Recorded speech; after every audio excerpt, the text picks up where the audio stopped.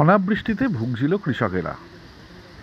এরই মধ্যে দুদিনের বৃষ্টিতে বর্ধমানের ভাতারপুরের বিভিন্ন এলাকায় চাষের ব্যাপক ক্ষয়ক্ষতি। এই সব এলাকা প্রধানত কৃষি অঞ্চল। বৃষ্টির অভাবে কৃষিকার্য সম্পন্ন করতে পারছিলেন না কৃষকরা। হঠাৎ করে এক রাতের বৃষ্টিতে ভেসে যায় বিস্তীর্ণ অঞ্চল। চাষিদের বিশাল ক্ষয়ক্ষতিতে পড়তে হয়েছে। সবজির ক্ষেত্র থেকে শুরু করে ধান রোপণের জমি ক্ষয়ক্ষতি হয়েছে ব্যাপক। জলমগ্ন বিস্তীর্ণ অঞ্চল।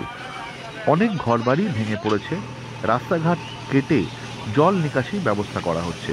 ঘর ছাড়া বহু মানুষজনকে আশ্রয় নিতে হয়েছে স্কুল বা ধর্মশালায়। এর সাথে সাথে প্রশাসন এবং স্বেচ্ছাসেবক সংস্থাগুলি মানুষের পাশে এসে দাঁড়িয়েছেন। বর্ধমান থেকে অভিজিৎ গড়াইয়ের বিশেষ রিপোর্ট, সত্যম নিউজ।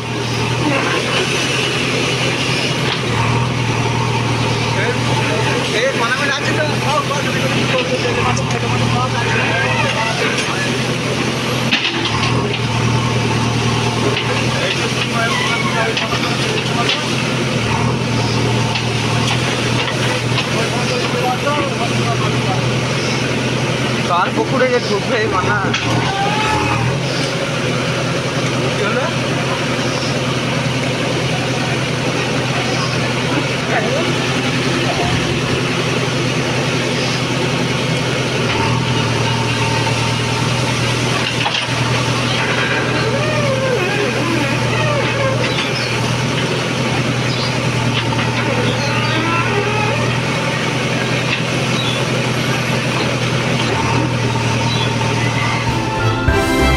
ভয় নয়, আপোষ নয়, শুধু সত্য খবর পরিবেশনার প্রত্যয়।